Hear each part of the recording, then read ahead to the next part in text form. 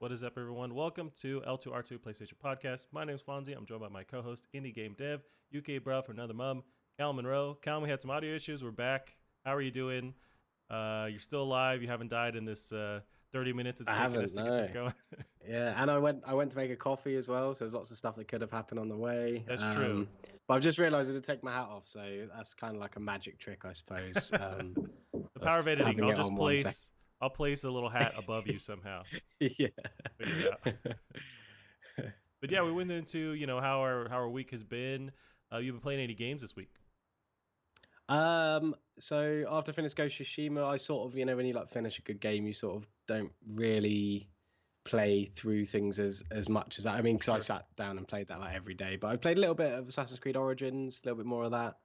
Um, and I'm not sure how I feel about it. I'm still enjoying it, but I think Ghost of Tsushima kind of ruined it in a lot of ways. But also the story is just like really naff.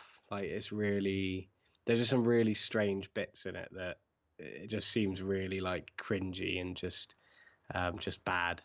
But Oh, really? I've got to say the I don't know if I said this last week, but the world building, like the way the world is filled with like just everything. So whether it's cities, little towns, little villages, little farms, everything feels so genuine. It's like it's the best realized game world I've probably ever seen. I mean, the attention to detail is incredible. Everything feels so lived in and real. Um, so I think that's what's keeping me playing. The rest of it is just very fine. Like the combat's all right. Everything else is just mediocre, really. But other than that, I've been playing some more Alien Nation as well. Just in bed, Oh, just trying to sort of like grind through that. And it's so much fun. It's a good game just to whack on at night when you're chilling out in bed. But yeah. yeah, other than that, just those two. That's cool. Yeah, there's that one. Have you played through all of that dev's games? Because they have what? They have Alien Nation, they have Dead Nation, and I'm blanking out. Yeah. Is it Housemark? They have quite a few. Yeah, Housemark. Yeah, I haven't played. So I've played Dead Nation, Alien Nation, Resogun, and Super Stardust, but I haven't Gotcha. played. I'll try and find because yeah, there's a few games I want to try. So yeah, like I never tried Matterfall or Nex Machina. Um, so there are a couple of games that I'd definitely like to try. Yeah. I mean, I think they made some old games, but I mean like recently. Um, in fact, I think Alien Nation is probably the newest game of theirs I've played. The rest of them, Nex Machina and Matterfall, came out afterwards. So I might have to give them a go. But yeah, and we got Returnal coming out on PS5 as well, so that's one Right. to look forward to. But, What about that Storm Dive? yeah, Is it that ever was that just canceled or that actually released and no one played it? What was the deal with that? yeah. So I don't know who made Storm Dive, but yeah, it's similar to Alienation. I remember playing it a bit when it was free on PlayStation Plus, and it was that like really difficult game. But yeah, I really liked it, and I think I know a couple people who do still like it and do still jump into it every now and then. So I think it's still got like a little community going.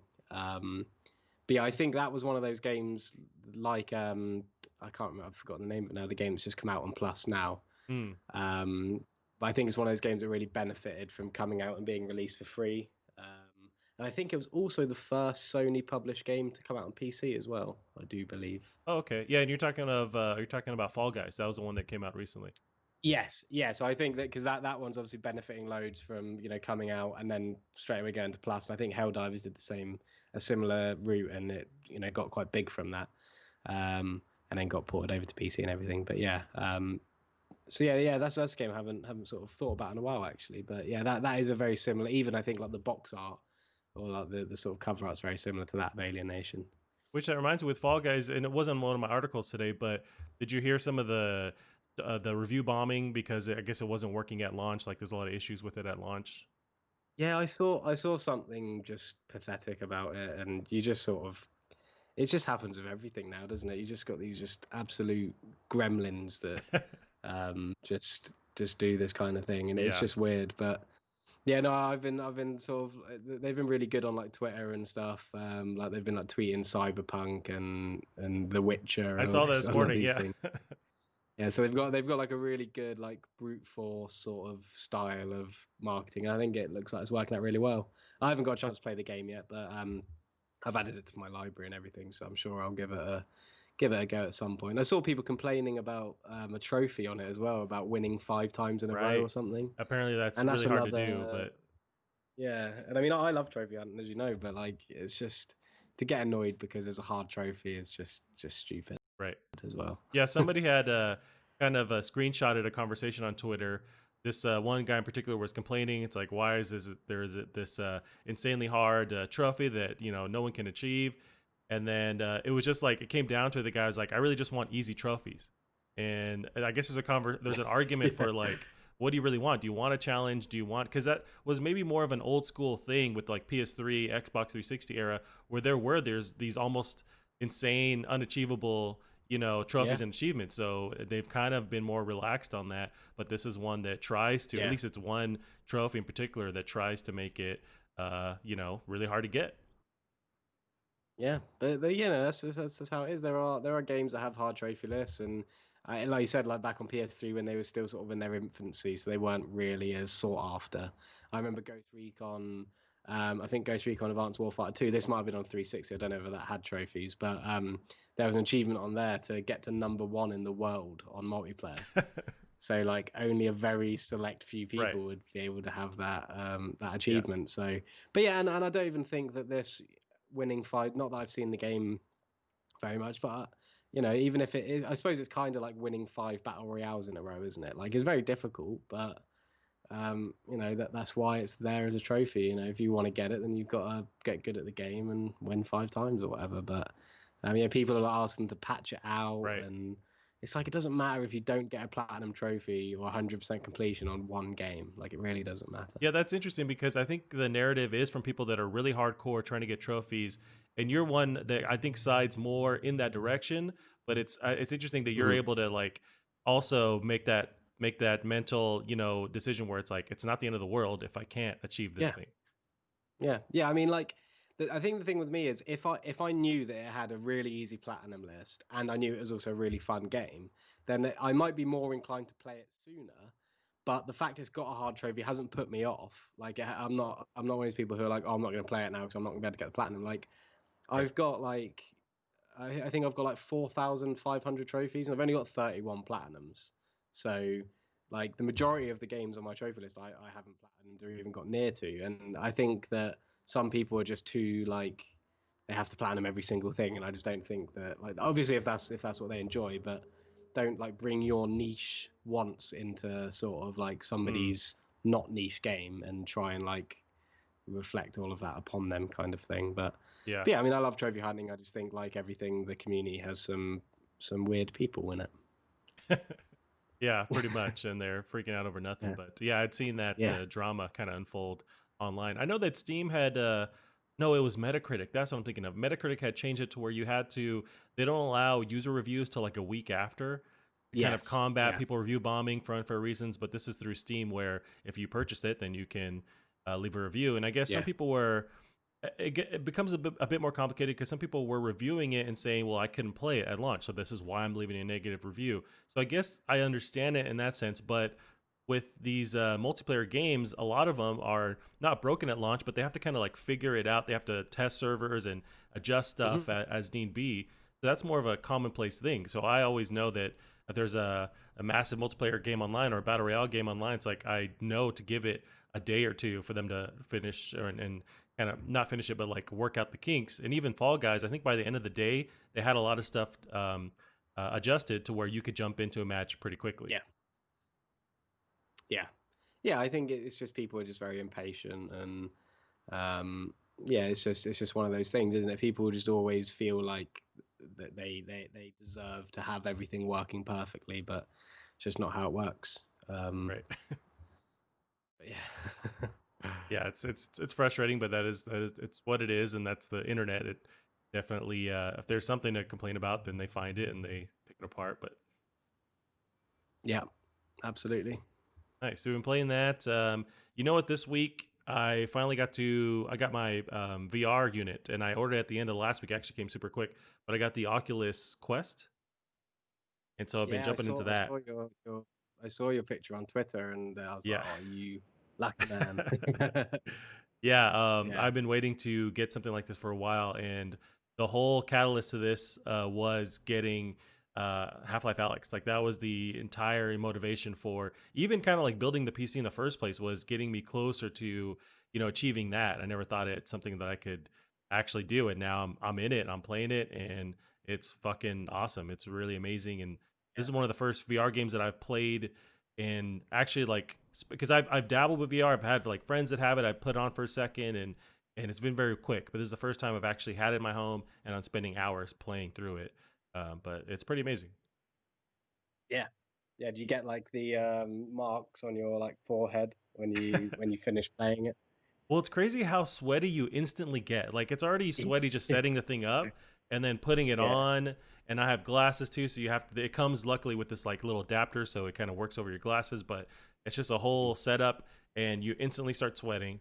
And but as long as once you get over that, then it's fine. Just have like a Yeah. spare towel ready to dab your forehead or whatever. But Yeah. I can easily see, because that was some of the issues people had even before COVID, with these like events you can go to, say like PAX or whatnot, E3, where people were trying these VR units, and some places weren't like wiping them down or sanitizing. It's like you get instantly sweaty. So I can't imagine the stuff that was spread even before all this Corona stuff, Yeah. with people And trying and VR those units. Oculus Quests are quite lightweight as well in comparison to. I mean, like the PlayStation VR Right. is huge, and I because I haven't played a huge amount on, because my little brother's got a Quest, and I played like bits of like fun games. Like I haven't played anything serious on it. But when I had the PlayStation VR and I played Resident Evil 7 on it, I mean, I'd sit there for like, obviously I wouldn't be able to have as long gaming sessions as normal, but I'd just be sat there, and like you said, like it's just heavy on your head. It is an amazing experience, but it's also like not very pleasant to sort of play with as well. So I think there's still Right. some things they can do to make it a bit nicer, but yeah, no, that's awesome. I'm glad to hear you. And so the USB-C cable you bought for the Quest, did you get the Oculus one that cost like $100, or did you just get a normal No, one? I did some research where on Amazon people had these USB cables that are super long, work just fine, and so I got one of those, and yeah, Yeah, it's working great. yeah, Have it tethered to my PC, and it's working fine. I made some posts online even before, like when I actually made the initial pre-order or order rather. People that I didn't know were kind of chiming in, going, "Oh, did you know like Half-Life Alyx doesn't work with Oculus?" And I'm saying like, okay, it does work. I did my research. You have to have it tethered to your yeah, PC. And then other people would yeah, be like, oh, do you have a PC to play this? Like, yeah, dude, yeah, I looked yeah, into it. I yeah, spent 5 minutes yeah, Googling this, and I yeah, wasn't going to drop the money to actually research yeah, this exactly, before yeah, to make sure. It's like, yeah, yeah, I did all. I figured it out. It works. And yeah, yeah. 'Cause yeah, there was a you're not going to spend like 600 quid and then go, oh wait, I need a PC. Like right. that's not the kind of money you like dive into spending without doing your research No. first. And if you're doing that, this ain't for you, man. If you're just like just on a whim ordering stuff like this, like Yeah, this is not for you. But yeah, no, I'm digging it. There was a good amount of adjustments to make beforehand to make sure just like the quality is there, like the frame rate is there. You have to kind of adjust settings. Even as I guess powerful as my PC is, I had to go on medium just to make sure it's all fluid, because you can kind of you can make sure the visual, and that's the same case with all PC games, but you can upgrade the visuals, but then the frame rate isn't as there yeah, as fluid, and yeah, you really notice it when it's VR. So it's like I had to make sure that frame rate was smooth. But yeah, yeah, it's pretty dope. I kind of moved everything. That's why I'm in the living room now. I kind of moved everything aside and like made sure I had my play space, and man, I just want to live there though. I just want to live in that world, yeah, and so it's kind yeah, of weird to like pull it off and have to deal with like regular chores and mundane, yeah, life. I just want to live in that. yeah. Soon you'll turn into the VR will turn into a head crab, and you'll just be a zombie just walking around I your did house. But get I was actually is it scary? Because I found the second game quite scary at times. It's actually But yeah, crazy fucking all right. scary, and I wish it wasn't as scary first off the bat, because yeah, like in the Half-Life games are known for their crazy sci-fi stuff, and there is that horror element to them. Like if you think like Ravenholm in the second one, but they usually kind of like slow you into it, ease you into it. In this Yeah, game, it's like right off the bat, they get you used to the mechanics, and then you're right off the bat into these crazy, just like dark and scary elements of the game. So I'd rather they put that maybe in the middle when I was more comfortable, but yeah, it's very creepy right off the bat. But I'm hoping that it kind of stops being that way later on in the game. Yeah, yeah. Nice. That's really cool. I think VR is definitely something that as like as gamers, if you're like really into your games, I think they are something that you need to have access to because they are just a different experience, really, especially when you've got top tier developers making games specifically for it. Right. And I think we're going to be talking about RE8 later, which I think's been pretty much confirmed it's going to have VR as well. Yeah, pretty much. Um, so that'll be interesting because yeah, I mean RE7, the VR mode was absolutely awesome, and I think I've said before the single player without it suffered because of how good it was on VR. Hmm. I think they sort of had to sacrifice a lot, like especially like enemy types and things like that. So hopefully RE8 will see them sort of heather that balance a bit better and deliver something just as good on each side. Yeah, that's true, and that's one thing I need to. That's a game I need to try on VR as well. I'm thinking there is a PC release of RE7. I assume there Yeah, I'm is because I pretty know sure that. there is. Okay, cool. Yeah, That's the thing. yeah, There's yeah. so many VR That'd be good as games. well. Yeah, yeah. That will get you a bit nervous. Yeah, It's not very nice to play. Just the way they've like. I'm sure Half-Life Alex probably puts it in the sort of leaves it in the dust. To be fair, but it's just like being in that house and slowly opening doors, and you can like peek your head round the door and start. yeah. It's just very much more suspenseful in that way. So yeah, that'd be a good one to get. Yeah, I'm pretty sure it's on Steam, and if it is, I'm sure it'd have all the VR support and everything. Gotcha, gotcha. Yeah, that's one I need to try too. I mean, but I noticed with and maybe it's something that's you get when it's kind of built from the ground up for VR. But with Alex, the animations on the characters is just insane. Like there's a I forget the name of the characters. I think they're Vortigons. They're the alien buddies that you have in the game that do this kind of Yeah, like mystical power stuff, and they have like what 3 eyes or one eye in the middle. There's one guy you meet right off the bat, and all the different his skin is moving in these really realistic ways. Like his eyes are all blinking, and you can just see it. And I'm just it's just kind of nuts. Like this, not the same kind of animation that you find in a regular game, or you just don't notice it as well. But yeah, the fact that you can just kind of like look around as his muscles are moving, it's just insane. Like there's so many different elements that just keep you immersed in that world, and the lighting is nuts too. Like there's a lot of reflections where I'm thinking, oh, this is just real life. Like the way the waters is sitting, and the reflections on and I think they're baked in. They're not dynamic or whatever, but it benefits from it because they can yeah, control every aspect of the lighting, and it just makes it even more real. Yeah, I'm having a yeah, blast with it. I am noticing some. I can only play for maybe about an hour and a half before I need to take a break and kind of walk around a bit because I do feel that nausea. It gives you a lot of settings though. You can adjust on the fly whether you want to walk through the world or just teleport. So they do kind of keep that in mind of giving you a lot of options that you can quickly move through. yeah. I think just from playing, because I've played like Star Wars Immortal and some of the games on like PlayStation VR as well.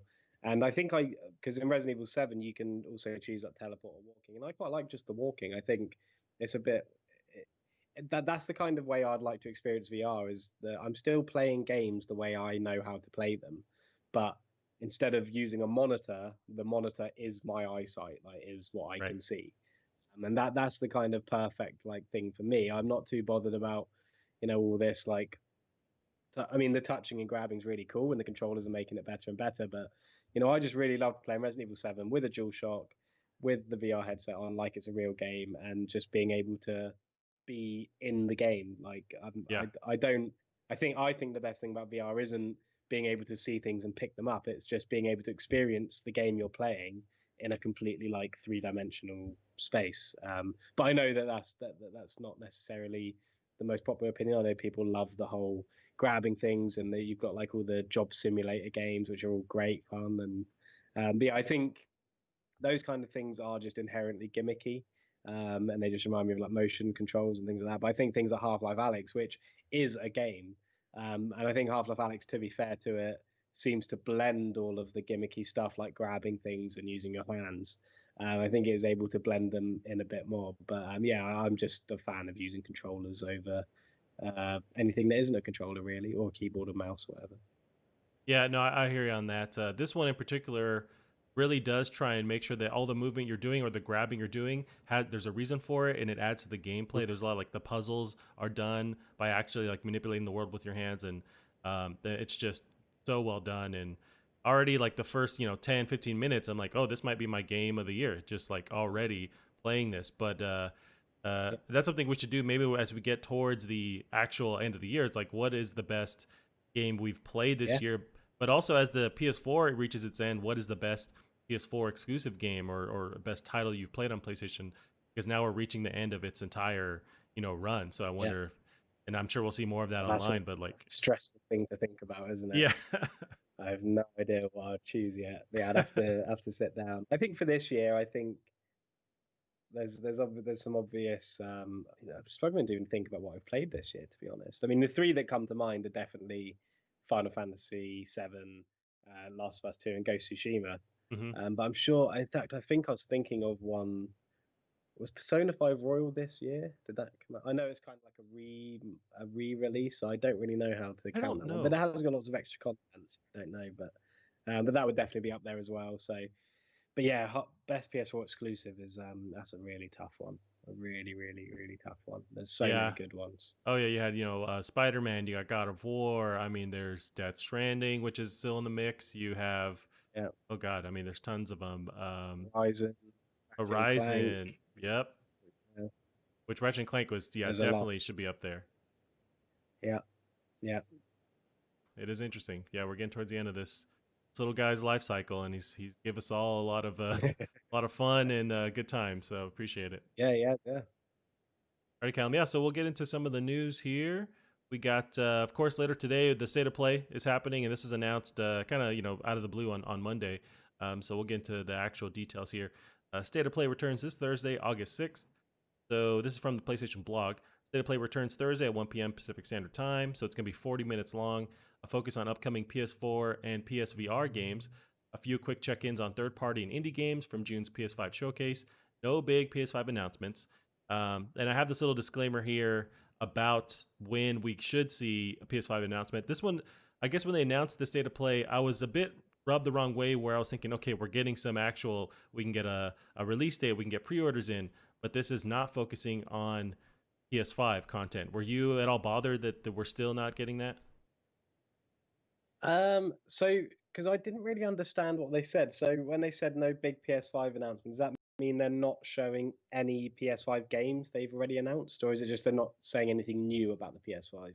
That's true, because the way they word it, no big PS5 announcements. They don't say nothing related to PS5. They just say Yeah. no big announcements. Whether it's, maybe they're trying to put people at ease, no pre-orders here, but maybe they do end the show on a one more thing kind of situation where they show off some more PS5 or games related to PS5. But it seems like the focus isn't on next gen stuff. And I mean, they could just be lying as well. They could. You know, is it like they could? That is also a possibility. They could just be completely lying Right. to make it. Because I mean, the amount of times that there's been a state of play and whatever it's showing has been leaked like the day before, like with Resident Evil 3. Like they were meant to show that, and even when you watched it at state of play, you could see how secretive it was meant to have been, but we already knew what it was. Yeah. So yeah, so I mean, it could be, but I mean, I think focusing on PS4 games is a good idea. Um, I've heard that there's apparently going to be Spider-Man, Miles Morales gameplay, and maybe a Silent Hill thing, but Oh, I don't know. But yeah, I mean, I'm just looking forward to seeing some games. Really, I mean, it's just, I think that's just how it's starting to feel now. Is just, I'm just excited to see anything. To be honest, yeah. I don't mind about seeing, certain things, or I'm not waiting on anything. I'm not. I mean, obviously, I want to see the release date and the price, but just give me 40 minutes of games and that'll do me. That's fair. I was more, I was angry the fact that we still don't have PS5 news. And so when Flipping tables. yeah, so when I saw that initial image when I woke up, it's like, oh, sweet. And nope, no PS5 announcements. Come on. But yeah, and then I have this little disclaimer. So Bloomberg was talking about this recently. Bloomberg says a PlayStation official who remained anonymous as the plan isn't public explained that Sony tentatively, why can I not pronounce that? Tentatively. There we go. Plans to make its next announcement in August. So we will see some PS5 stuff, and you have to imagine we can't leave August without getting a release date and actual like price confirmed, if not pre-orders. But it looks like there may be another state of play after this that will focus on actual PS5 stuff.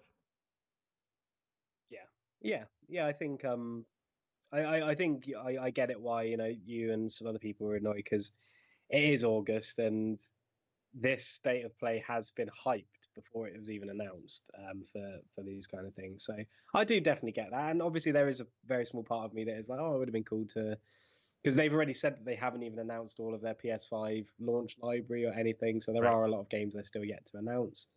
So I do understand that, but what might happen is it might happen, and then every single thing they show might look awful, and then I'll be like, oh, that was crap. But just from knowing that they're showing games is like enough for me to get excited for. But yeah, I can see why it's kind of annoying for them not to say anything. But yeah, you'd imagine August some point this month.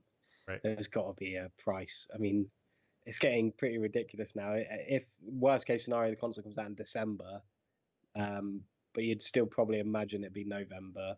I mean, well, it's 3 4 months away. Yeah. It's just madness. I don't know how they're going to get all the because there's going to be a huge amount of pre-orders. They're going to have to then sort them all out within like a few months, Yep. and yeah, it's going to be absolute madness. But hopefully, Sony know what they're doing.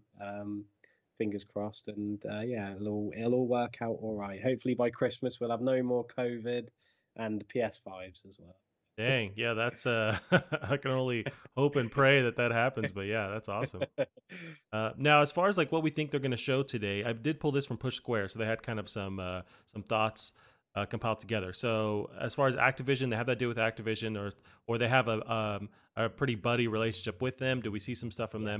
them? COD Black Ops hasn't been officially announced yet. They've been lightly talking about it. Do we see something from them there that is next gen? Release as well as current gen, so this could be their PS4 focus on the next Call of Duty. Maybe they show it there. There's also Crash 4, which we've seen that initial announcement. Maybe we see some more gameplay or some kind of details there. Then there's that Tony Hawk 1 and 2 remaster. So there's things that could focus that are coming out for PS4 that I guess we forget about that is still that something they could focus on. Yeah. I think those three games are pretty much definites. I think Mm, they're pretty. I mean, you could bet your house on all three of those being in state of play, I'd imagine. I mean, especially Crash and Call of Duty. right. Call of Duty being probably one of the last PS4 games that Sony are actually going to focus on in terms of but like that date range because we know that they're going to try and push everything to PS5 now. Crash, I completely forgot about that. That comes out next month, right? October, I want to say September, but maybe October. Yeah, I'm September. Yeah, I don't know what the dates are anymore. I've right. forgotten what the months are now. But yeah, so that would make sense. Tony Hawk as well. I think that's still very likely to be shown. But I think out of them all, I think that's probably the least likely to have anything. Although I did see an announcement recently about them updating the soundtrack, like adding loads and loads of bands and songs. Yeah. So that could be a fun way to show off a new trailer, show off some new tracks and things like that. But yeah, I think those three are all pretty much a given. I think we can definitely expect to see them, and I think when you look at them as well, you look at those three games, you think they don't need to really show anything PS5 to be honest, because that's three big things there, and Yep. that'll be a big chunk of the state of play. I wonder as and what it's one of the stories at the end here, like the PS4 sales, they released some updated data on just where they are with total PS4 sales. Do they? Is it smart to focus on PS4 because are you still trying to sell these units, or do you focus everything to PS5? But with PS4 selling so well, maybe you do. But it's like, is there any kind of effort to try and like sell more units? But we're at the end of this cycle, so I guess it's there's part of my mind that finds it interesting to even focus on PS4 at this late in the game, but there are still titles coming out for it, so you want to try and sell it while you can. But Yeah, I guess it's just I, more I for the think like I think multi-platform games will still come to PS4. I just don't necessarily think Sony will market them very well mm, or very much or anything like that. Because I mean, let's face it, they already don't market their own games now. I mean, games like Medieval, Destroy Humans, that Concrete Genie game, they got yeah, absolutely nothing from PlayStation at all. Um, so it wouldn't surprise me. But also, if you just look at the staggering amount of PS4s that are out there in the wild, they don't need to market their games, because even if Xbox or Nintendo are marketing a game that's coming out on PS4, that's all Sony need, because it's not like, Joe Smith has got his PS4 and he sees an Xbox advert on the TV for a game that, like the new Call of Duty or whatever. He's still going to buy that on his PS4. He's not going to be like, oh, PlayStation didn't advertise that, Right. kind of thing. So I just feel like they're just going to pour all of their resources into the PS5 as soon as it's out, really. So I think that this could, I do honestly feel like it's going to be quite an abrupt message sort of stop that Sony can do. Especially, I think, and I think the branding of the actual machine itself is so distant from the PS4 that you're not going to see things like the Xbox do, where they'll be like, this is out on Xbox, and they'll show a picture of every single Xbox console or whatever. I don't think PlayStation can do that kind of thing. I think when the PS5's out, it's PS5 stuff, and then PS4 stuff can just roll on and do what it needs to do. I think you're right. Yeah, they definitely, as far as the two different juggernauts, Microsoft and Sony, they're taking different approaches. So Microsoft really is trying to create this ecosystem where you can play anywhere, and PlayStation's going, nope, it's PS5 or bust, and we're moving forward. And so it's, whether it rubs you the wrong way or it's something you want, that is, I think, the direction you're going. Right. Yeah, so let's. The next one here is a RE8 trailer. So it is one of the articles we have pulled up later as well. But there is a lot of hubbub that we're going to see them focus on Resident Evil 8. It was kind of shown off in that PS5 conference as a next gen game, but I think it's absolutely fair that we're going to see this on PS4. We're going to see this on PSVR. So maybe they focus on that for this state of play. Yeah, I think definitely. I think that's another one that could. I think maybe we'll get. We didn't get a release date before, did we? I don't think so. No. No. So I think this could be a release date trailer, maybe a bit of gameplay, something like that. That could be cool. And also another one was Elden Ring. I don't know, because that's meant to be coming out on PS4. Oh, sure. Yeah. So I don't know, but I also have a feeling that that's got some Microsoft something to do with it. It's so possible. I don't know whether that's. I might have just completely made that up off the top of my head, but I know that it's coming on PS4. So, and if this is showing PS4 games, there's only so many that you can really think about, and Elden Ring is one of the big ones. Yeah, there's some games where I wonder if you heard it by showing off the current gen model versus the next gen model. So, or like a release of it. So I wonder with Elden Ring, that one has been really pushed as like a next gen experience. And yeah, I think it will come out on PS4 or current gen. But I wonder if when you show that at the gate, you want to show here's the best way it looks, So I don't know if they show it here, or they mentioned it's not like it's they're not going to have PS5 announcements, just no big one. So maybe they do show off gameplay there. I'm not sure, but I wonder how they actually decide to reveal this stuff. Yeah, well, I'd imagine that maybe they would show the trailer and it would say like playing on a PlayStation 5, but then at the end it will say coming to PS4 and everything. So I think they'll show with the trailer they'll show the best possible version of it. Because they want to entice people into getting PS5s, but just by slapping that PS4 logo on at the end, people are going to be like, that looks great, I'll get it on PS4. And we've seen games like Ghost of Tsushima, we've seen games like Last of Us 2. Granted, they're exclusive, so they should be able to get the most out of the hardware. It shows how, versatile these systems can be and how far they can be pushed. I think it's a good time now to show these nice looking games because, we've all been spoiled by Ghost of Tsushima, Last of Us 2. So I think everyone will see these games, even if they're running on PS5, and be like, yeah, I can imagine my PS4 playing that and not going to space. Although apparently they do that with even current gen games, but yeah. Yeah. Now this next one here is maybe more of a out of left field or prediction, but the PS4 base model price drop. So right now it's currently MSRP in the US is $299 is like it's the standard price still. Now Xbox has, if not drop prices, I know they've it's been in the news where they've dropped production on like the original Xbox. They're only doing the S. They're not even doing the all digital one anymore. So they're already shifting to kind of focus on next gen. Do we see PlayStation drop the price and kind of shift towards PS5? I wonder if there's any attempt to drop the price this summer. Yeah, I think that could definitely be on the cards.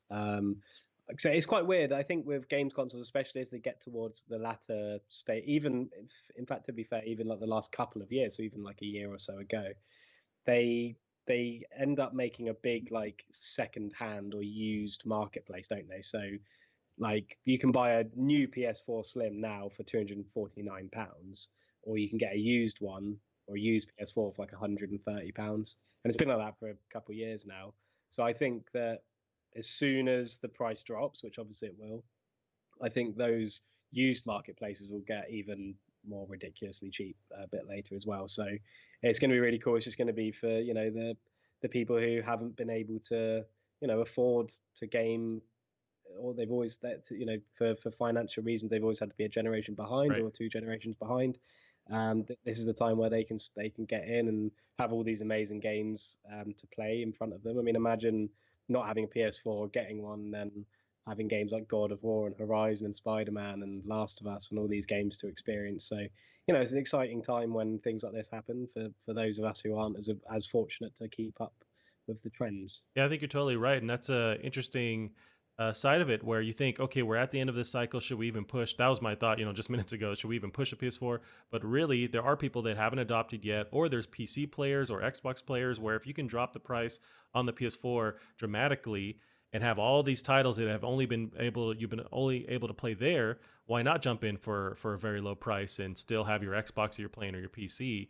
And also with that group, the people that just haven't been able to afford it, and now you have these amazing titles. So it's like, yeah, why not push at the last moment to try and get everyone on in this ecosystem, and then those people are adopted, and maybe they're more likely to buy PS5 as well. So there is argument to really push this at the end of the cycle. Yeah, yeah, for sure. And it'll just sort of pick up those, like I said, the sort of minority that, for whether it's financial reasons or whether it's just you haven't been too bothered, so you've been waiting for like a more suitable price. Um, yeah, I think it's cool because I think a lot of people as well don't like buying used. So even though you can buy a PS4 secondhand for like £100, like, and you have been able to for about a year or so, I think some people just like to buy them new, have them brand new. Right. There's something about opening that box and having it feel inherently yours as well. Games consoles are quite personal things. So I mean, I still sometimes think about my PlayStation, which I sold to a friend, my launch day PS4. I do sometimes think about him every now and then. But When so you're yeah, so tossing and no, it's turning at exciting. night, you're just thinking, what happened to that old PS? Yeah, yeah, yeah. I wonder if he still spits out discs for no reason.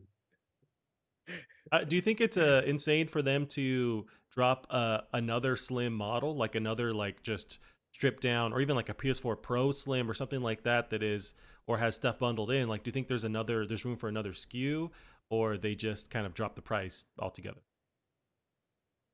Yeah, I mean, I don't think there really is, to be honest. I mean, we're so close now to the next generation. I just Now think, PS3 had three iterations, right? Because you had the weird yeah, round one at the beginning, then you had that slim down, then you had another slim. So I wonder if they tried that. yeah, But although the PS4 Pro kind of throws everything out of whack, so I wonder. yeah. Was the third PS3 Slim? Was that the one? It didn't have like a No, I had sliding the open like from the disc. top, tray. Yeah, yeah, it had like an actual tray. That was a very strange time. Because even then, but because the PS3 came out and it was all disc drives, wasn't it? It was all, Right. no more disc trays, no more. I mean, the 360 had a tray, but so when that came out, like the last version of it, and it had a disc tray, everyone was like, "What?" So strange. But yeah, it wouldn't surprise me if we saw another iteration. I think it would definitely be a Pro Slim because the Pro is quite beefy. Um, but yeah, I mean, I don't know who that'd be Yeah. for. Again, maybe people who want to make a jump from their base PS4 to something better, but they can't afford the PS5. Um, but yeah, I don't know. I don't know whether just the sheer size of the Pro is worth making another iteration of it for. I think that came out when they were already iterating on the base Right. PS4, so I think it's already kind of pretty good. But yeah, it wouldn't surprise me. But yeah, I don't think it's something that's necessary.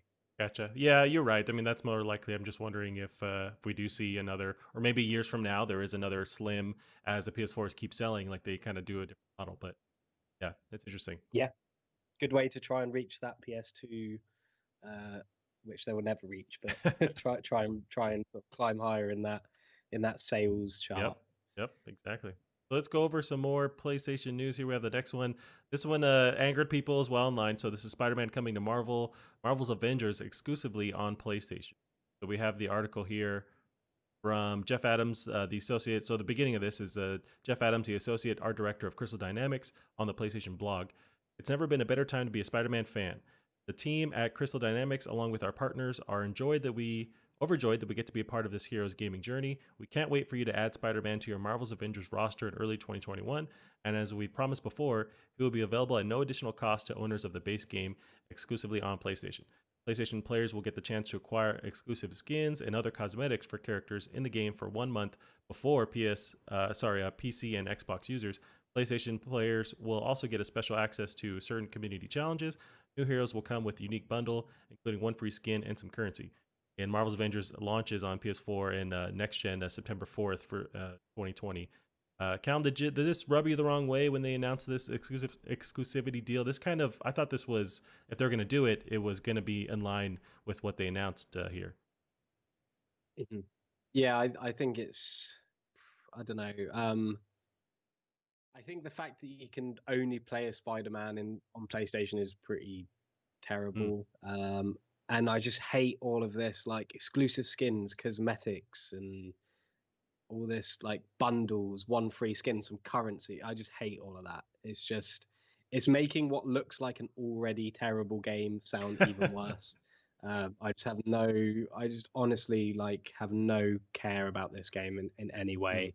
And I think this is just a really horrible practice to have as well. And you can see how much it's really bothering people who don't have PlayStations, because I mean, as awful as the game does look, I mean, Marvel has a huge audience and people are going to play it. And, that's really rubbed some people the wrong way. If you have an Xbox and you really love Marvel games and you're going to hear that you're going to be buying the exact same game, but you're going to be treated lesser than somebody on a different platform, it's just ridiculous. I mean, they're not going to be paying any less money. They're paying the exact same amount of money for that game, and they're getting a worse game for it. They're getting a game with one less character in it.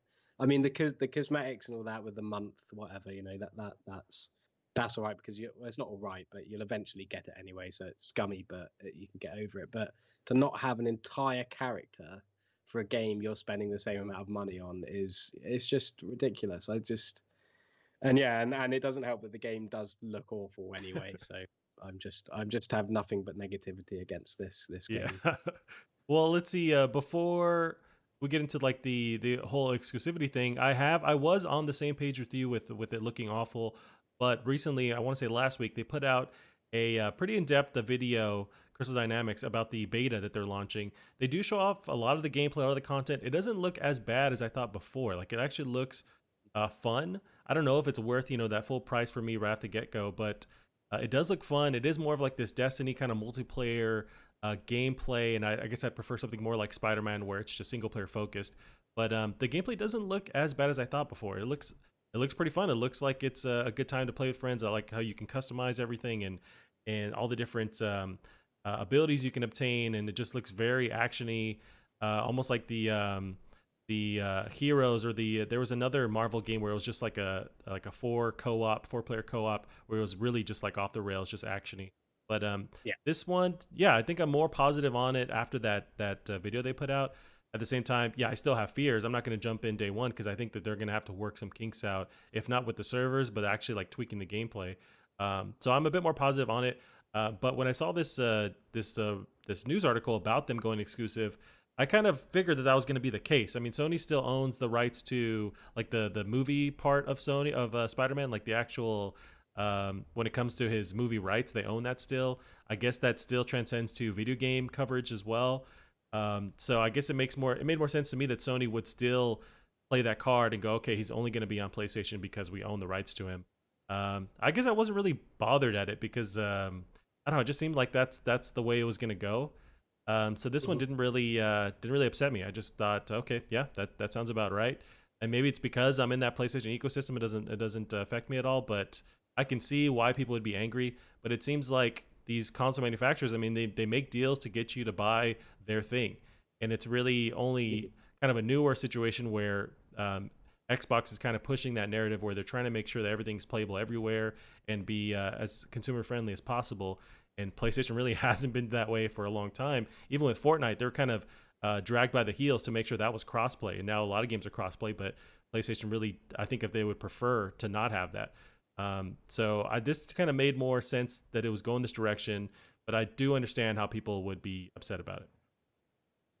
Yeah, I think there's a difference between like having a game that you cannot play on one platform and a game that you can play on the other. I think that kind of exclusivity is fine because if you have an Xbox, you want to play Last of Us 2, you're not out of pocket because of it. You're not, the only thing there is you can't play it unless you have a PlayStation. Yeah. This, however, you if you have a PlayStation and an Xbox, you'll pay £60 for the same game on both platforms, but one game on one platform will have more content in it than the other. And I don't know. I just feel like it's just very scummy. Like it's really because people are paying their money to play this game, and they're getting a worse game with less content in it simply because they're playing on a different platform. And it's not like you can spend an extra £10 or an extra £20 to get digital deluxe and get these things in it. You're just simply locked out from that extra content completely. And like I said, you're still paying for the game. Right. So yeah, I just think from like the people who are making this game's perspective, like from Crystal Dynamics, I know it'll probably be a big all down to licensing and everything. So it's probably not a lot they can do, but I would feel awful. If I was making a game and only half of my audience are going to be experiencing it with all of the characters we've made for it, I'd be mortified. So yeah, I mean, like you said, I think if one thing's okay, then everything should be kind of thing. But I don't know. I think sometimes you just have to think about the things that they have to think about the things they're doing because, like I said, there's one thing having exclusive games, but to have a game that you can buy, it's just worse than somewhere else.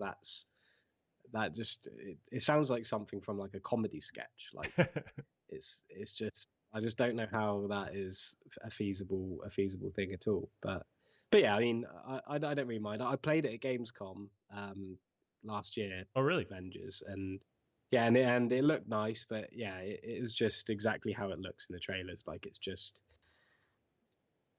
Batman Arkham Asylum style combat, Mm. and that's it. And you're playing as Thor or whatever.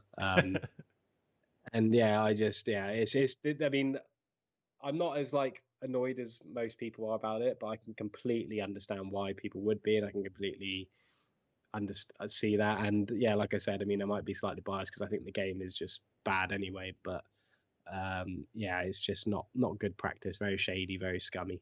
Yeah, I could see that. I mean, you're definitely not wrong that it isn't very consumer friendly, especially since like this game, I think you could argue that it's going to be advertised towards a younger crowd and they're not going to know what the hell's going on. So when they see their friends playing or hear that their friends playing Spider-Man and they go to play it on Xbox and they go, "Hey, how come I can't get Spider-Man?" And they're just not going to know what's going on. So it's going to rub them the wrong way. So you might sell or get more people buying a PlayStation, I guess, to play this on just to play Spider-Man, but at the same time I think you're really turning off the base and it's not helping you, and so you're not earning fans by doing this. So I think No, maybe they yeah, should take the loss and just what I guess the loss they perceive and just have Spider-Man on there because it just helps out their fan base. But yeah, it is a negative, and it's really only I think it's maybe legal stuff that's that Sony's wrapped up in with yeah, Spider-Man, but it doesn't help out the consumer.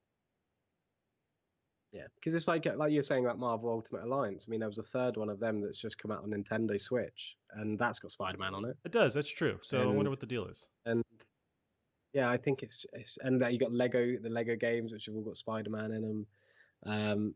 Yeah, I just feel like it's really just really dodgy practice, and yeah, I just feel I genuinely like feel bad for people who, especially like little kids who have an Xbox and their last new Marvel Avengers games coming out and they get to play as Spider-Man because they've Right. seen it in the trailers or whatever, and like you said, they don't understand, and then so they get this game and they can't play as Spider-Man, like Right.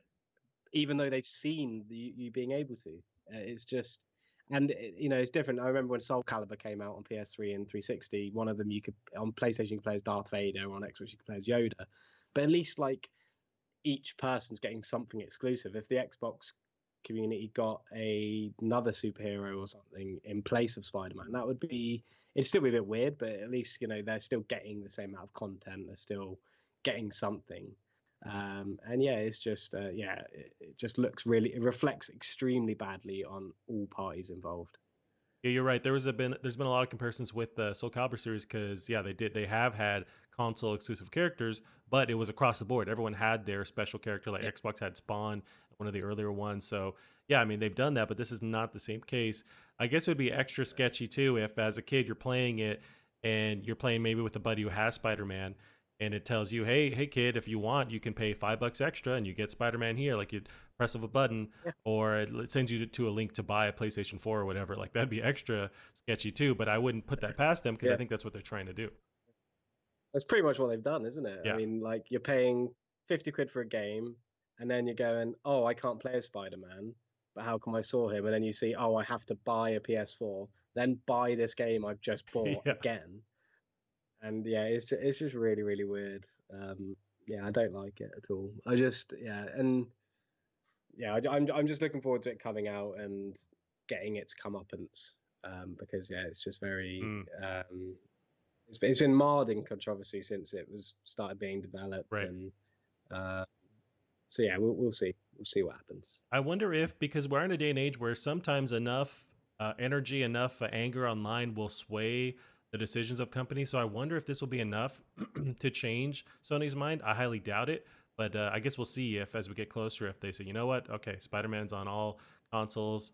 You guys can quit complaining. I don't think they'll do that. I think they'll still stay stuck in their heels, and maybe it's a legal thing, but I think you mentioned correctly where it's like Spider-Man is in all these different Marvel games, and even very recently. So I don't think it's a matter of they can't do it. I think they're choosing not to do it.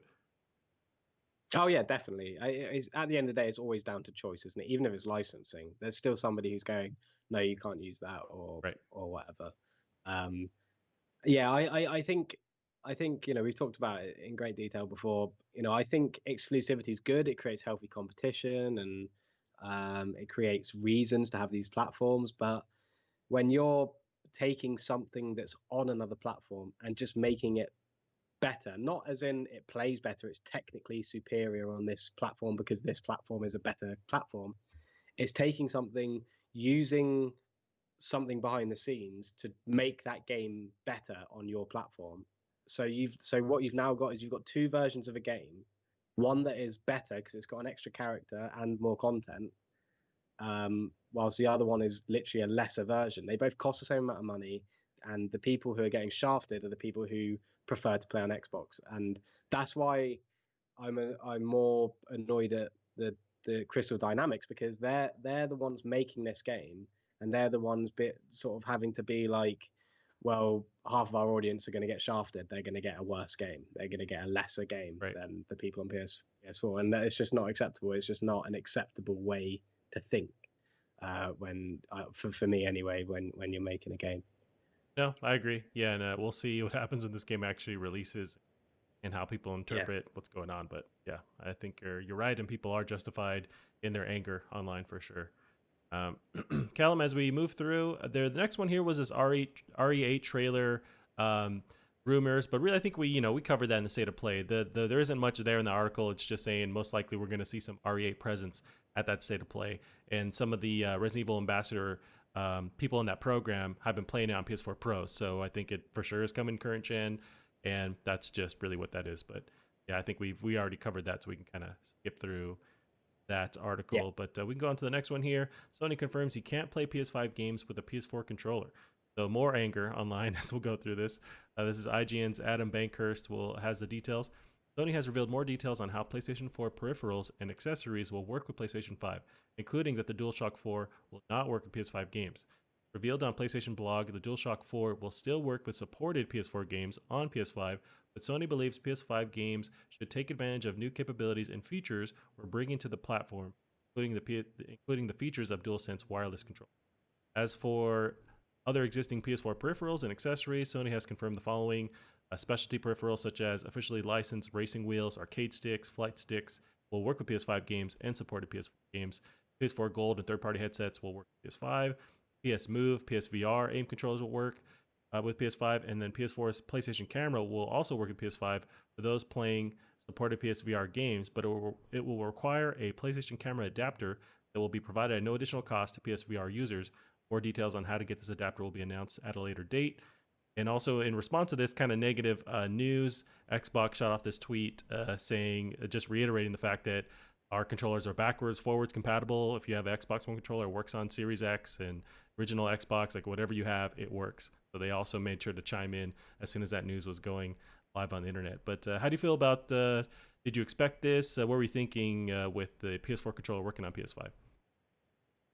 I didn't think for a second that the DualShock 4 would work on the PS5, like at all. Like never even crossed my mind. But um, I think it's an interesting one because I think again it all goes down to Sony's sort of idea of not holding back their games because of old hardware. And as much as the DualShock 4 is definitely for me the nicest feeling controller out of the two between that and the Xbox controllers, the Xbox One controllers, they definitely have more feedback. They have, the sensitive triggers for games like Forza and or the haptic triggers, whatever, and all of that kind of thing. And then the Elite controller came out, which is basically what a DualSense is to the DualShock 4 anyway. So I think it makes sense. I can again see why people might be a bit annoyed, but why would you ever be using a DualShock 4 on your PS5? There's never been a time where I've had the DualShock 3, my PS4, and been like, oh damn, I can't play it now. Right. Like because firstly the console comes with a controller, and I just don't know why you'd ever be like, I can't use my PS1 controller on my PS5 now. So trying to like plug the like the whatever those ports are called on like PS2 controllers, trying to plug it into your USB slots or whatever. But I mean, I don't think there's a lot behind this, and they've even said like all the other PS4 stuff's compatible, and the free adapter is completely un-Sony like. So I think that's just proof that they're really putting where the DualShock 4 might have missed out slightly. They're really honing in on that with the DualSense, and it's obviously intent to make sure all of their games use these things in the controller. Because if the DualShock 4 was compatible, then that would just cause an extra avenue for developers to go down. Like, well, we need to make sure that this also works with the older controller. I think it's a completely understandable move. Again, one that hadn't even crossed my mind because it's so, it's if you're a PlayStation fan, having for a long time, I don't know why you would ever expect your old controllers to work with the next console. Not really much. I mean, maybe they could have done something to make it work, in a basic way. But then, again, who's going to be using it? Who's going to choose a DualShock 4 over the DualSense? It's just it's a bit of a strange one to be annoyed about, I think. Yeah, people are definitely annoyed online about it. But I hear you, and I'm basically 99% with you on that. The 1% of me only feels the opposite just because I have so many PS4 controllers now, and like some of them look really cool too. So I'm thinking like, man, it'd be rad to play this on PS5. At the same time, these are still working. These are still compatible with PS4 games if you're still playing them on PS5. So that still works there. And really, you're right. It would hold them back because they have the adaptive triggers. They have this different rumbling or like sensation on the actual DualSense. So it's like they have all this stuff, all this tech that's built from the ground up. So for then developers to go, okay, we have to turn all this off if you're going to play on your DualShock 4, but it's been made for that more of an immersive experience. It's like, but now they're limited because people are still wanting to play on their DualShock, but this came with a DualSense. So it's like, why are we limiting what they can do? So you're right. I mean, across the board, that should be what we do. If they're making these features only work on DualSense, it'd be really weird make them turn it off for the use of a DualShock 4. It's just useless. So so I'm definitely with you on that. It's just now they have all these stacking PS4 controllers, stacking up on my end. That's my only hesitation, but it's even like I quickly get over that because I'd rather use these cool features of the DualSense. Yeah. I think that's a good point. To be fair, I mean, people have a lot of PS4 controllers, and I wanted to say as well, like when people, it's always something I always think about when you first get a new console or within the first year, you always have that conversation where you're like, oh, can you, if like a friend's coming over, oh, can you bring a controller, or do you need me to bring a controller? And then now, if I'm going to a friend's house, I know that there's at least like 10 PS4 controllers in everyone's Right. household. Like it, because you do, you know, they bring out these really nice iterations and you end up buying them. So, um, yeah, I get that, but a lot of my controllers broke. I had loads of them. They either broke or I lent them to people, and then I just never got them back. Like I've got this one here. I've got the like grey one, which I use for my Oh, PC, and it's got nice. like a bit of a dodgy L2. Okay. Um, but yeah, so yeah, I can see that. I can see, you know, having these like this fleet of controllers that you can no longer use, Right. but no, they look nice. They'd make nice There you ornaments. go.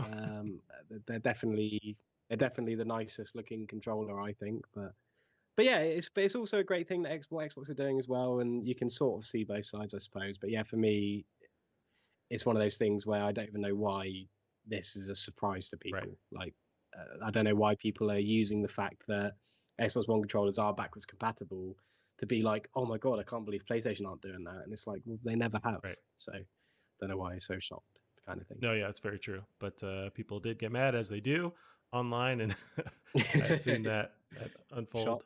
Right. So we'll on to our next one here. This is Horizon Zero Dawn. So the PC release comes out this week. I want to say so. It's the 7th tomorrow. Horizon Zero Dawn on PC is magical. So I took some excerpts here from Kotaku. They wrote about it. Alex Walker has an article. Aloy wasn't originally designed to roll around post-apocalyptic jungles, deserts, and snow peaks at 120 frames per second. It definitely suits her. This week marks the release of Horizon Zero Dawn on PC through Steam and Epic Game Store. It's a base game with the Frozen Wilds DC, plus the extra features patched into the game over the last couple of years. That includes the additions to Horizon's already excellent photo mode. For those playing on PC, there's plenty of excellent options, along with ultra-wide support. There's a customizable FOV slider that goes all the way from 70 to 100. HDR support is included. There's a render scale for fine-tuning on low-end PCs. You can set an adaptive performance FPS limit, controlling at what point the game's dynamic resolution slider kicks in. Horizon is an incredible experience on PC. The speed at which Aloy moves does introduce a bit of clunk to some of the animations. Occasionally, Aloy will run and spin around a little too much for the game to handle, and your inputs will stall for the slightest fraction. If you haven't played Horizon Zero Dawn yet, you should have absolutely no qualms about grabbing it now.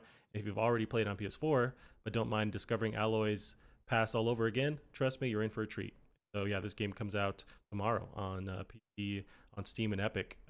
Yeah, have you mentioned kind of in the past that you maybe would be willing to jump in for this one to try it on PC? Yeah, I think because I obviously I platinumed the game when it first came out. Absolutely loved it. Probably one of my favorite PS4 games, if not my favorite PS4 game. Um, and it was mostly because the story and the setting. I just found it just captured my imagination so much. I wanted to find out what everything meant. I just found it so intriguing, and that's what kept me coming back.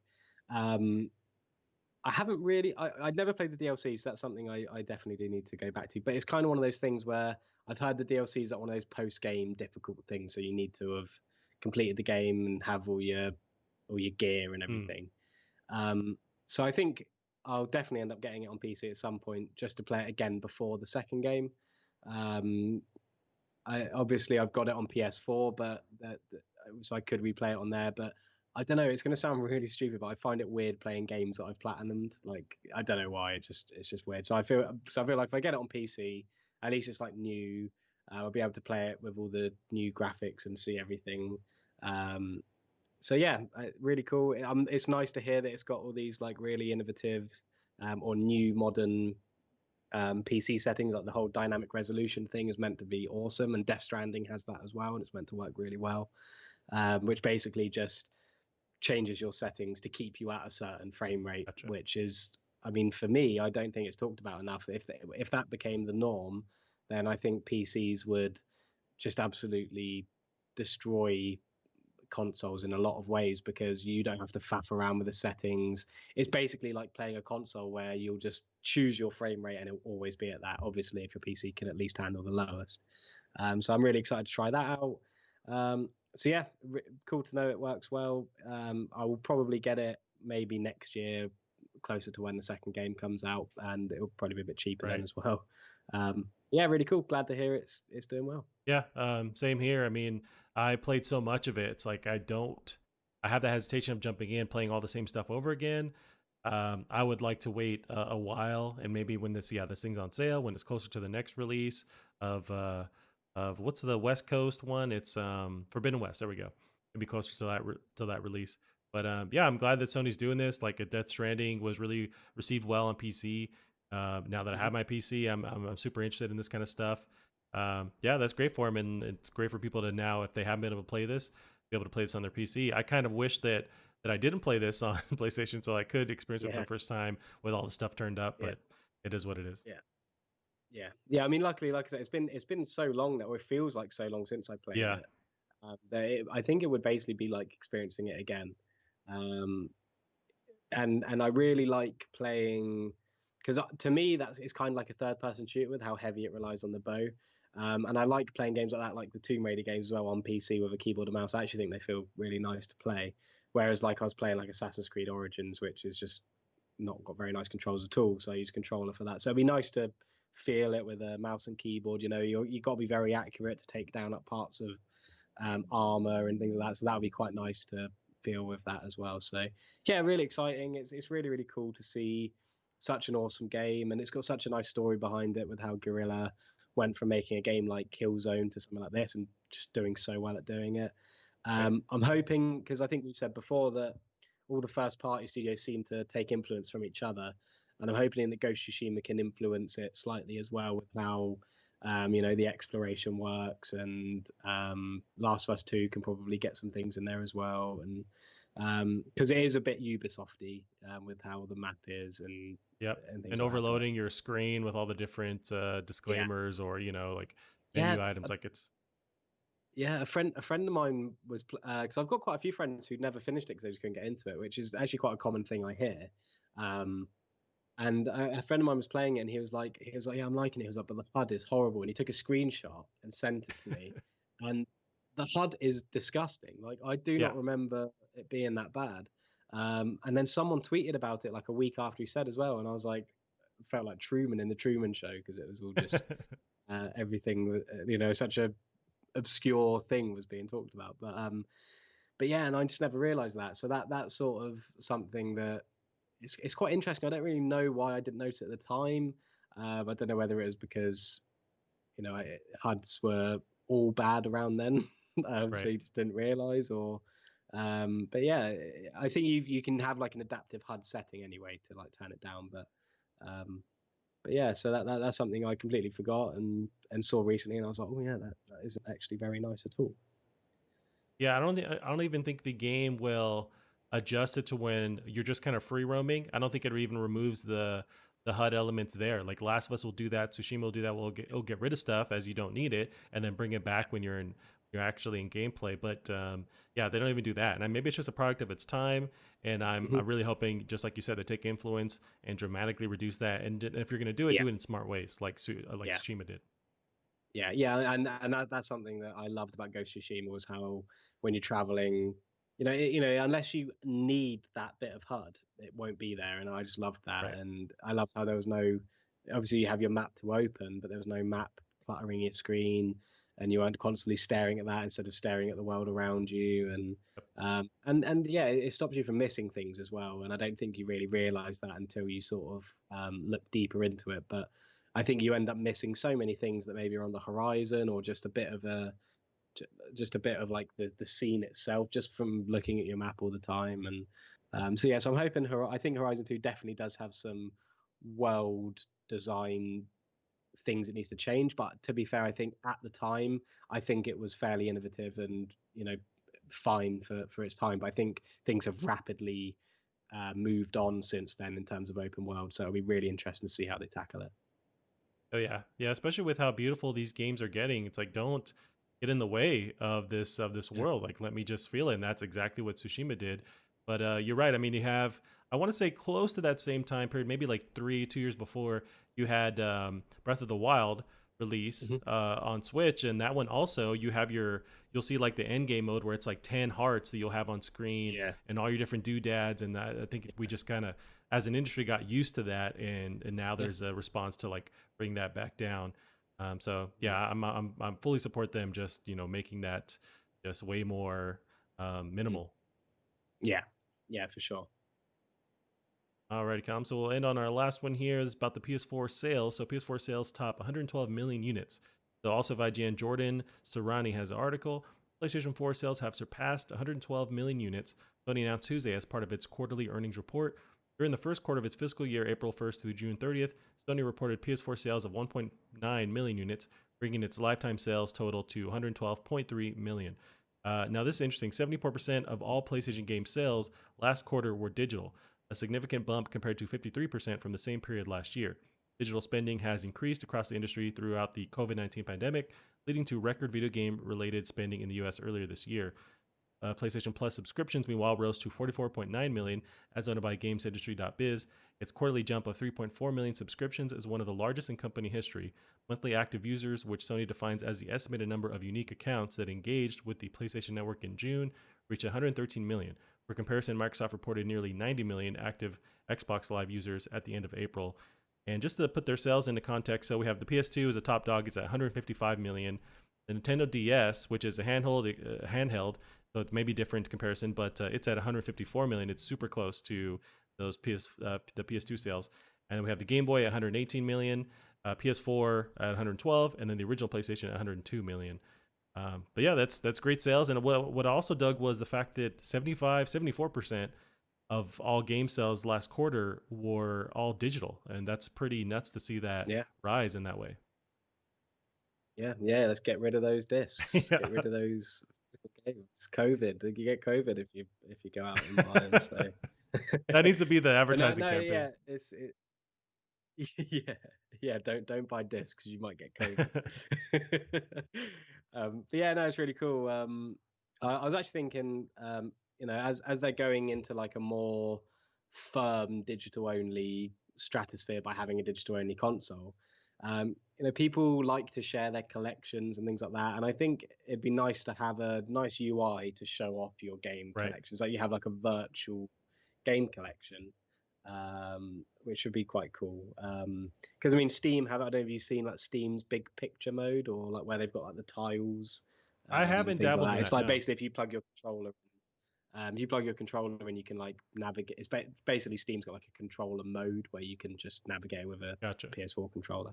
And that UI is quite nice. It's just all of your games, whether they're installed or not. And so I think because I see there's a lot of people I follow on Twitter who like every day they like to share like games that they've got or old school games and collector's editions and all that. Which I think if there was a way to kind of carry over like those with like things like themes or artwork and things like that to carry over digital, I think that'd be a good way to just sort of try and like mend those two outputs of sort of games. But I don't think the discs will go away because of collector's editions, because people like to collect their discs.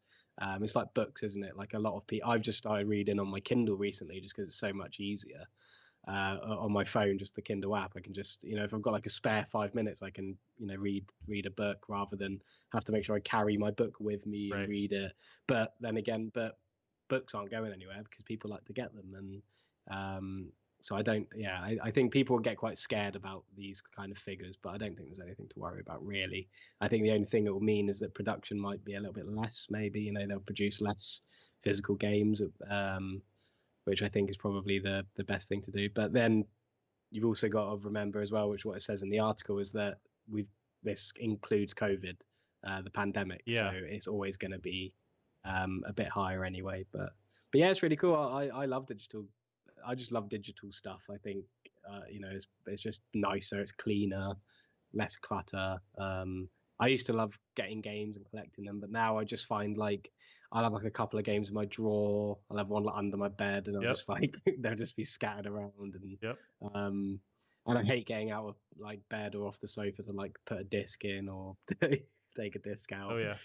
Just getting I'm becoming like the people in Wall-E. Like they just like sit in these like just scoot things just around going and around.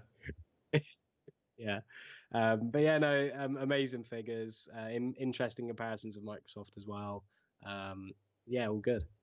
Yeah, no, it's great figures. You mentioned them possibly upgrading the digital like way you arrange your games because yeah, that is the way it's lacking where you can't show off your collection. It'd actually be really Yeah, cool to have them do something like that big picture mode where you see all your games displayed, but also maybe take advantage of the fact that it's digital, so have like moving covers, some kind of like a GIF yeah, version of the game or something that just takes advantage of the fact yeah, that you couldn't do this if you're looking at your physical copy yeah, of the game. But yeah, I mean, I'm all yeah, digital. Like this generation is really when I switched over. I think with the PS3, with the Xbox 360, I was buying actual cases and just more kind of focused on that. But with the at the end of the PS3 cycle, one of the first ones I downloaded was Last of Us, the original. Was I downloaded that through PlayStation Now or the PSN, and since then it's just been like all digital as much as I can, and I yeah, just prefer that. It's way easier. I mean, I can yeah, yeah, you just download right then and there. There's a tons of sales on the PSN, so it's a no brainer for me. But mhm, there are people that they don't have great internet. I get that. So you want to have that option, which they do with looking with the PS5. They have the disc version, so yeah, but so everyone's taken care of. But yeah, I mean I'm all yeah. digital as much as I can. Yeah, yeah. I think it is definitely. And just going back to sort of like displaying your things, you know what we need? We need PlayStation Home to come back, and then you can have all your, you can have your virtual game collection. Yeah, yeah. I feel like I've heard rumblings of them bringing that back, or like rumors, especially with like PSVR, something like that. I don't know if there's any demand for that at all, but I wonder maybe there's something. I think it would be kind of cool. Maybe not the sort of like social aspect of it, Mm, and that might just be me being antisocial. But just having like a virtual, like I don't know, like with the Oculus Quest when you fire it up and you're in that like apartment yep. or whatever.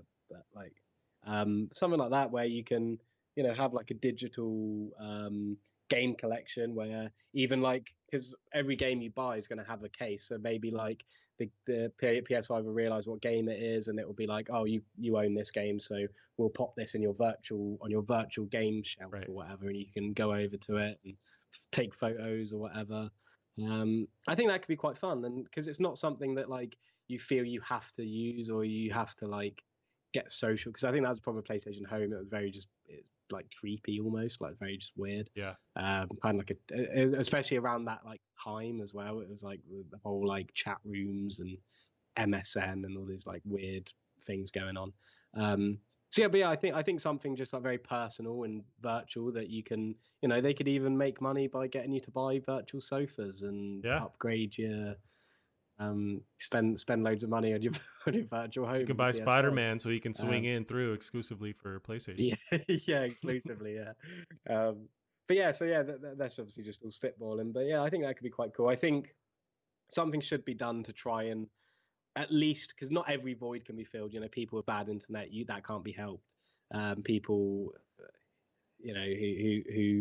who don't like the fact that they don't actually own their game. Yeah. You have some of those people who feel like you don't actually own digital games, which is that's a way of thinking, I suppose. But so you can't really remedy that. And also like collector's editions of statues, you can't really do anything about that either unless they come with codes rather than discs. Um, but I think by having like a virtual place where you can still have things like on display, I think that's a way to sort of like combat that sort of part of things. But Yeah, I agree. See, the future is very close. So we'll see what PS5 does to kind of switch it up as well. I wonder if, just on the topic of the UI for the PS5, if we get any update on the PS4, if they try and use some of whatever they're changing on the PS5 UI, if they kind of switch it over and it's the across the board kind of change of the UI. I yeah, know Xbox will do that where it's all their platforms change and look the same. So I I wonder if, yeah, I think that SSD you've installed has made you forget how slow the PS4 is without any of the new stuff. that's true.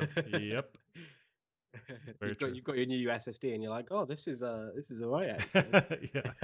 Yeah. Yeah, I have that now, and it's of course when I install the SSD, I have Tsushima on there, which already loads so Yeah, fast. It's like I haven't really experienced, yeah, breathtaking yeah, speed yet. yeah, yeah. Yeah. That's funny actually. I was thinking about that with Ghost of Tsushima about how like I'd always want to try and read whatever's on the loading screen, and I honestly never had enough time to read it. There wasn't a single time where And then I made a point of trying to read it every time, and like sometimes I'd get like just to the end and it would load. Right. And yeah, I have no idea how they've done that, Yeah. but yeah, in terms of getting some sort of UI onto the PS4, I just don't think the PS4 can handle any other updates to its to its system any longer. Because I mean, even when you just get a system update, I sort of I'll install it and I'll think, God, I don't even know if my PS4 is going to make it through this through all these changes now. Like you see all like the patch notes, and it's like, oh yeah, we're adding this to the PlayStation Store, and I'm like, Right. oh God, don't add anything else to it. Yeah, you can see it sweating and just vibrating just to try and Yeah. handle it. That reminds me, there was Yeah. this video Digital Foundry put out this week where they had, and there's this crazy Samsung 8 terabyte SSD that they installed on the PS4, the base model, to see if it improved speeds, and of course it did. It was like dramatically, like in half or like 75% reduced speeds. But they used this 8 terabyte SSD, which is like super overkill. Yeah. But it was cool to see them like test everything out. A lot of the games sped up Yeah. in there or like loaded faster, but the one thing was the UI. The UI didn't change at all, so it wasn't any faster going through your games at all. Yeah. So it was just whatever, because of the architecture itself. Like it doesn't improve the speeds there. But I looked up after that video that 8 terabyte SSD that they use is $1,000. So they just kind of wanted to do something like completely over the top. I need to get a new SSD myself, to be honest, for my computer. And in fact, I've been thinking about doing a fresh install of Windows recently, just because I've had, my PC's been, in this build for a while now, like this version of Windows and everything. And sometimes, when things just start to get full, and I've downloaded loads of like software that's meant to like deep clean it, and I'm pretty good at looking after it. But it's just got to that point recently where I'm like, maybe I could just do with a nice fresh install, and that will save me having to buy a new SSD, because my SSD is like really old now. It's like a little 128 gig one I just use for Windows, but I've been eyeing up those M2 drives. Yeah. And they do look very fancy. And I mean, my SSD in comparison to those is quite slow as well. I mean, I don't notice it. I only use it for Windows. Don't put any games on it or anything. But Windows is lightning fast on it. But to just the knowledge that it could be even quicker if I got a better SSD is enough to tempt me. Yeah, no, I've been there. I've definitely. There's actually good deals on SSDs now, and you mentioned those like those smaller SSDs. I forget the name of them, but yeah, they're even cheaper now. So you can get usually you can get a terabyte for about $100, US, like around that window. So yeah, it's definitely doable now. Yeah, I'll have to have a look at that and just bite the bullet. And... Yep.